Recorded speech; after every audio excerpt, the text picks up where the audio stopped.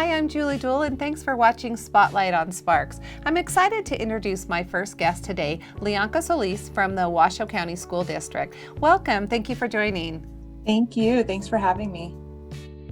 The City of Sparks is using CARES Act funding to give the Washoe County School District about $58,000 to help with food insecurity here in Sparks and our schools. Can you tell us a little bit about how that money is going to help and what's going on in the schools with food insecurity?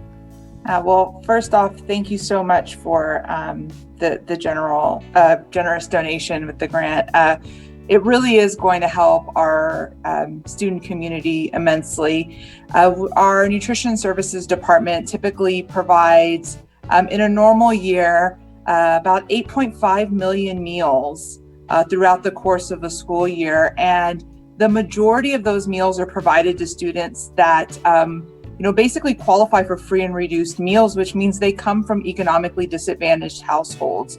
And so this grant money is really helping us continue that meal access, despite the different hybrid models and distance learning models that are available to our students right now. So have you found through COVID that there's been a lot more need for meals for students? Well, we're certainly seeing a growth in that economically disadvantaged data, right? As members of our community maybe are getting cut back in hours or laid off. That certainly increases the need for meal access. We're seeing our numbers, even though all meals are free to all students right now, thanks to a USDA waiver. We are still capturing economic data of our students, and we're certainly seeing that number go up. So in a typical year, about 44% of our students would qualify for free and reduced lunch, and now that's well over 55% with the data that we're seeing. So it's trending up, which means that these households do need access to the meals.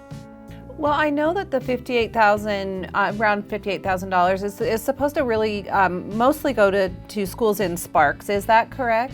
Correct. We're actually using those funds to purchase things like insulated bags and different stainless steel carts, really equipment to help facilitate our curbside service that we offer.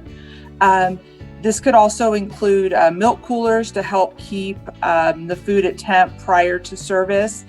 So the really cool thing is that we'll be able to utilize these funds whether we're in person, hybrid, or curbside. So really all those types of equipment can be utilized in any one of those models. So if we have students that are coming through the traditional, if you will, serving line, we can certainly use those milk coolers, that sort of thing. We can utilize all the carts and the insulated bags to do classroom delivery in a school or to support a curbside model if the families are doing full distance. That is such great information to know. And if you were wanting to help or the community wants to help, how could they reach out to offer some support? I would really encourage the community to just check out the food resources page on the Washoe School District website. You'll be able to find it if you just go to our main webpage at washoeschools.net. There is a link that says COVID food resources. And if you click on that, it'll let you know all of our meal distribution sites, the times. We are looking to expand those sites. We currently offer 8 different sites with morning, midday, and evening distribution times. And we're looking to try to double that in the next couple of weeks. So if there wasn't a site near you that worked before, please continue looking. And I also encourage community members, they can shoot me an email. My email address is right there. I'm at lianka.soliz@washoeschools.net. And if there's a need in your area, we would be happy to look at that. We're really doing our best to make this convenient for families. Oh, what a great service you're providing. Thank you so much. Anything else I missed, Lianka, that you'd like to say? No, I think that's it. I really thank y'all I think it takes a community effort in these types of times. And I just have been so humbled by everybody's support of not just the nutrition department, but the school district as a whole right now. So thank you very much.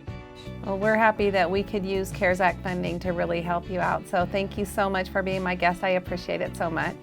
Absolutely. Thanks. My next guest is Councilman Donald Abbott. Councilman Abbott, thank you so much for being here, and I wanted to talk to you and tell you congratulations on your reelection. Yeah, thank you for having me, and I'm absolutely ecstatic to be reelected for another 4 years. This is a job I never even dreamed about having, and I'm very thankful that I'm able to do it. And I'm even more thankful that the residents of Ward 1 voted me in to do another 4 years to serve them, and end of the day, serve the whole city of Sparks. And I know one of the things that, in your ward is Victorian Square, and I know that's been kind of a hot topic of conversation. Anything you want to talk about with what's going on just in Ward 1 in general and Victorian Square, or, whatever you'd like to talk about in Ward 1? Yeah, I drove down Victorian Square this morning, and it was kind of, we thought about, farmers market when I was in high school there, and how rib cook-off, and just the future, and just it's so exciting to see all the change that's happening down there. And it's a place where people can go, year round. Obviously, COVID's a curveball this year, but downtown Sparks is going to be, going to be happening. It's happening there, happening here. Our whole slogan about how exciting the city's growing up, and where downtown Sparks will be a spot to go, not just during special events, but year round. Like today's a Tuesday night, there could be an event. You have a band playing or something happening down there, and it's exciting. It's definitely grown up, and it's a really neat place to call home, and the surrounding part of downtown it's flourishing. I know it's kind of a cool live, work, play environment now, and certain people love it and certain people don't, but I think it's I just wanted to ask you, what's important for people to know that's really happening down there with the growth? Well, we got new businesses. We have, Lighthouse Coffees down there. We haven't had a coffee shop downtown Sparks besides, Starbucks inside the Nugget forever that I can remember, at least a dedicated place to get coffee. And that's just one of the businesses that's new and unique in downtown. There's a reason to go down there for a cup of coffee in the middle of, in the morning to start the day off. And it's changing. It's changing definitely for the better, I think. And it's just becoming more of a hot spot, more of a hub, more of a downtown.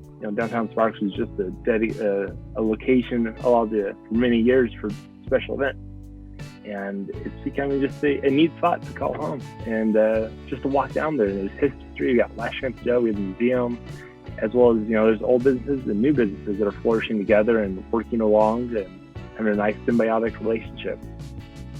Yeah, it is cool down there, and I love the new Nugget Event Center down there, and obviously we're not able to have concerts right now, but such a cool place to just go down and enjoy time and enjoy the restaurants and stuff, so it's exciting down there. Absolutely, it's definitely a neat place. Yeah.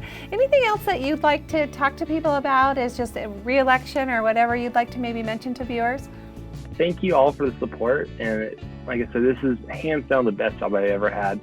I joke that I get paid to help people, and it's the most rewarding job end of the day. We're able to help our neighbors, our friends, new friends and new neighbors that are moving here, and it's exciting. It's exciting to be able to give back to the community that gave me so much. I grew up here, I went to school here, I spent my entire life here, and I'm able to help the future generations grow up here and show them how great Sparks is and why you should be involved. And at the end of the day, I also want to say that we're accessible. I know not just only myself, but all my other colleagues too. And our email, you email us, text us, call us. We're around 7 days a week, and we're here to help. And I love that. Our council is just available to answer questions. So thank you, and thank you for your heart for Sparks too, Donald. I really appreciate it. And my next guest is Councilman Paul Anderson. Paul, come on over. Good afternoon. How are you? I'm doing great, thank you. Good. It's nice to see you, and I know that you were appointed by our previous mayor, Ron Smith, when he was elected mayor, and then you ran for re-election and you just won, so congratulations. Well, thank you very much, and you're right. I was appointed by Mayor Ron Smith, and so I've been able to work in the role for the last 2 years and was familiar with what we were doing here on City Council, and I'm so excited to have another 4 years to continue the work.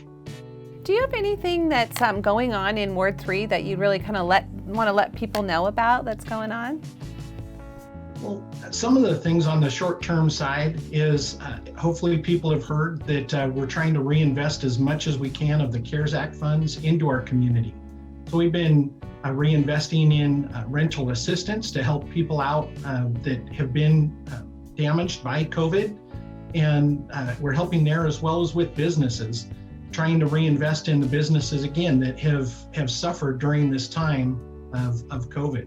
So those are a couple of things that we're doing citywide, but specifically some of the exciting things happening here is one of the biggest demands in our community is for more affordable housing. And we're seeing projects like that continue, as well as new ones coming online. Some people refer to it as the missing in the middle. So we're seeing multifamily apartments as well as townhomes and things like that that are building in the ward. And it's nice to see that even though it's development and it's growth, it's giving people an opportunity to have an affordable place to live. And really, I know that there's some beautiful housing and apartments going up in Ward 3, and that's what I was going to ask you is how important is that to even, I know people are worried about rental prices and things like that, but that should help, right, if we bring a lot of these new apartments online? And you're exactly right. It all comes down to supply and demand. The more homes, the more townhouses, the more apartments that we have online in our community, the more affordable it's going to be. So to see these literally hundreds and hundreds of new apartments coming online will bring down the cost of renting.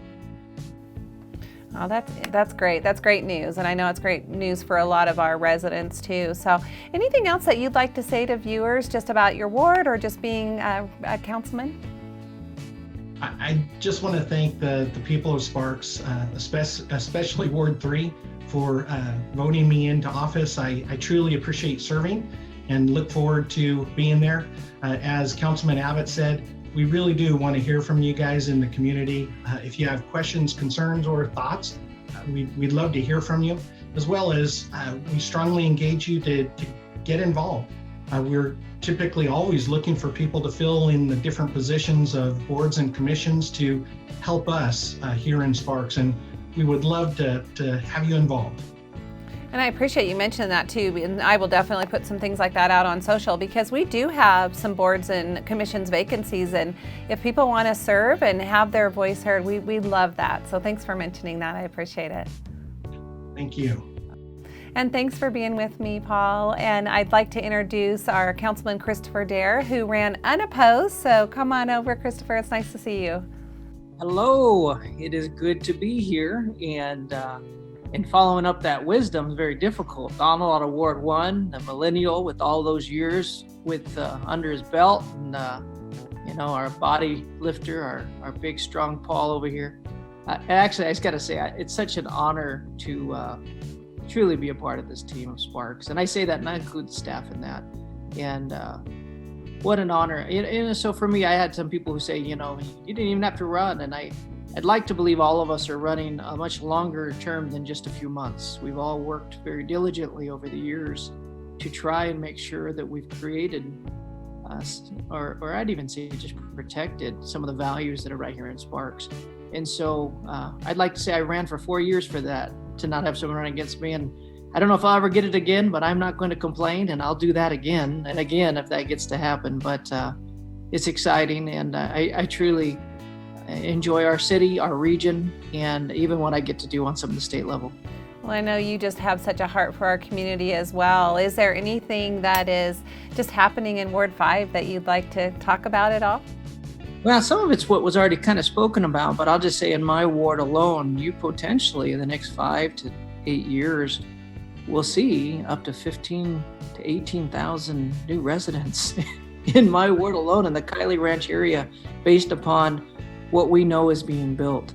Now, what that does is it's not just more people, because I know that scares people when they hear that. They're like, traffic and things, but we're working on that and we'll continue to do all that we can. But it really does mean gives us a really great place that we can see homes, come to that place where we're not spending so much. And we love seeing our homes value grow. We love seeing all that happen, but it's really hard because another area we all get to work in is some of our homeless situation and some of our cost of rents. And we're very concerned about it. And we want to make sure we have a thriving city, but it's one that also can thrive for all of our population, not just for a few. And so we're trying to figure out how to do that correctly. And so this ward is fantastic. I love the beauty of it. I love the shops that are in it. I like that I can live truly I never really even have to leave my ward. I have everything I need right here. But I do go down and visit Donald down in Ward 1. I love what we're doing downtown. And I go visit all the time. One of my offices is at the marina with Paul Anderson, Ward 3. And so we do utilize our city quite a bit, but it's fantastic. You know, one of the things I do want to say that I don't know that everyone fully knows is that all of us serve on quite a few boards regionally that represent us as a city. And so there's a lot going on in our city, but I would say what trumps that right now is what's going on in our region. And what I mean by that is between working with our COVID, with our homeless, with our infrastructure, with all the different things that have to be thought about, we're in those conversations for our citizens of Sparks. So it's important that we have our representation there to make sure it's covered, you know, on the health board, making sure that people realize that there's real humans out there as we make these decisions and move forward on things.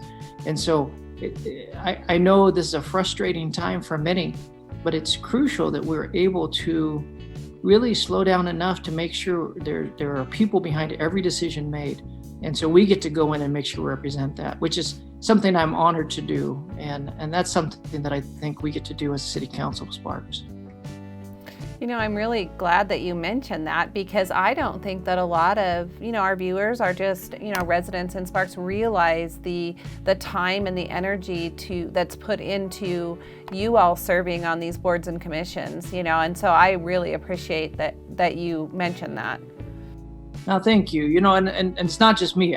Every one of our electeds step up, and they all sit on so many boards. And so you're putting in sometimes 20, 30 hours a week, sometimes even more, depending on what's going on. I know, you know, we are going through some really pretty rough times right now. And is there any words of encouragement that you could just give, you know, citizens of Sparks and just our region in general? Yeah, you know, as I sit back and I watch what's happening, I think the biggest thing we need to do is slow down enough to make sure we remember the most important things. You know, there are some things spinning that we have no control over, and we are not going to be able to fix those rapidly. Don't get me wrong, you have a lot of us working on trying to bring down the crazy and make sure that we move forward. I mean, rebuilding what we've lost in COVID is real. And we have some major rebuilding to do in the next couple of years, and, you know, next 4 or 5 years potentially. But in the midst of that, you still can find so many moments of hope right in where we live, with the families we have, with the blessings we have. And I tell you, it's the city of Sparks. This is a great place with great people just around you. But it depends what you choose to focus on. And so for me, I choose to focus on the most important things. And so some of those other things frustrate me, or I'd love to see us do quicker and better and have other ways to do stuff, but some of that you can't control. But I want to make sure that I tend to focus on those things that we can make a difference on, and that we can really put in our day. We have an incredible country. We have an incredible state and a wonderful city. And I would just challenge you to slow down and make sure you might have to dig for a few of those cherished gold moments, but they're there. And if you don't know it, I promise I will spend down. Well, I'll buy you coffee and we will sit down and we will talk, because there are so many great things. And one of the best things you can do if you're ever feeling like that is go help somebody. Immediately you'll realize that you might have something to cherish that somebody else wishes they had. Thank you, Councilman Dahir. And you're right, there are so many things that we can be joyful about and thankful about. So thank you. And thank you for watching. And I appreciate y'all being here, and be safe and have great holiday season. Thank you.